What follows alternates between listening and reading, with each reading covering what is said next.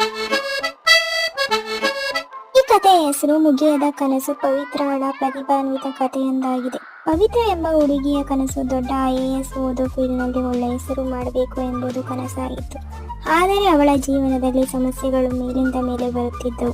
ಅವಳ ಕುಟುಂಬದಲ್ಲಿ ಆರ್ಥಿಕ ಪರಿಸ್ಥಿತಿಯು ಅಷ್ಟು ಚೆನ್ನಾಗಿರಲಿಲ್ಲ. ಆದರೂ ಪವಿತ್ರಳು ತನ್ನ ಕನಸು ಸಾಧಿಸಲು ಬದ್ಧಳಾದಳು.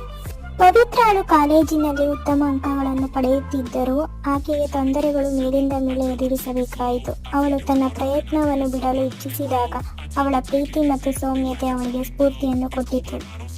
ಹಾಗೆ ಒಂದು ದಿನ ಪವಿತ್ರ ಒಂದು ದೊಡ್ಡ ಸ್ಪರ್ಧೆಗೆ ಭಾಗವಹಿಸಿದಳು. ಆರಂಭದಲ್ಲಿ ಎಷ್ಟು ಸುಲಭವಾಗಿರಲಿಲ್ಲ. ಆದರೆ ಪವಿತ್ರ ತನ್ನ ಹಾರಿದ ಕನಸುಗಳನ್ನು ಯಶಸ್ವಿಯಾಗಿ ಸಾಧಿಸಲು ಅವಳ ಕನಸು ಹಾರಲು ವಿಫಲವಾಗಿದ್ದರೂ ಅವಳ ಅಸಾಧ್ಯ ನಂಬಿಕೆಗಳಿಂದ ಆಕೆಗೆ ತನ್ನ ಕನಸು ಮತ್ತು ನಂಬಿಕೆಯಿಂದ ಶಕ್ತಿಯಿಂದ ಮುನ್ನುಗ್ಗಿ ಆಟವನ್ನು ಆಡಿದಳು.